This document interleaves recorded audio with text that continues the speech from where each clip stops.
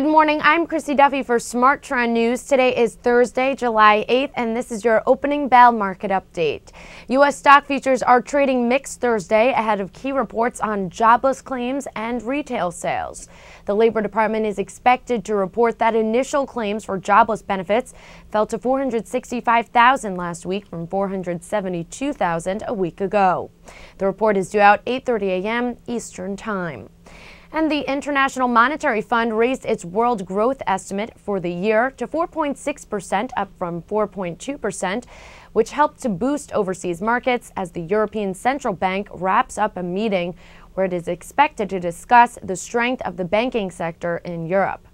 And in corporate news, Costco Wholesale reported that same-store sales rose 4%, better than the consensus estimate for a rise of 3.7%. Wells Fargo said it will cut 3,800 jobs and close a business unit that specialized in subprime and other loans issued through its consumer finance stores. Taking a look at where the market futures are at this morning, the Dow Jones Industrial Average futures trading 3 points above fair value, the S&P 500 trading close to 1 point below fair value, and the Nasdaq Composite trading 2 points below fair value. Now we'll turn to Andy Zamfotis from Lagard Capital to see what's going on in the markets today. Andy, what can we expect? Well, yesterday we had a nice rally in the market with the S&P up about 3% on the back of State Street's positive earnings report. That's really led Asian shares sharply higher overnight.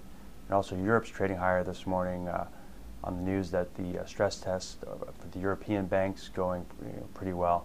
Also yesterday we had a retail trade group come out and say that the growth in retail sales has been the highest since 2006. So that's given some investors confidence that maybe the double dip fears are a bit overblown. And also this morning the IMF came out and raised their forecast for global economic growth from 4.2% to 4.6%. So really, investors and traders are trying to figure out, was yesterday just a snapback rally after the relentless selling we've had over the past several weeks, or is it the start of something new?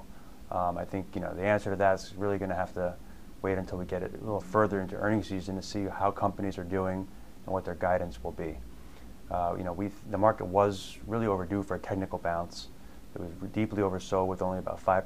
Last week we had about 5% of the S&P 500 trading above their 50-day moving average, and yesterday that moved back above 20%. From our standpoint, we think the market could bounce a little bit further higher to 10,100. Even as high as 10,300 as we get into earnings season. And then from there, the question is, will the macro picture of the economy start to play out even further and improve, or will it continue to roll over?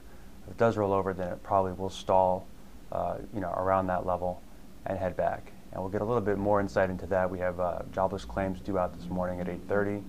People are expecting a slight improvement over the prior week.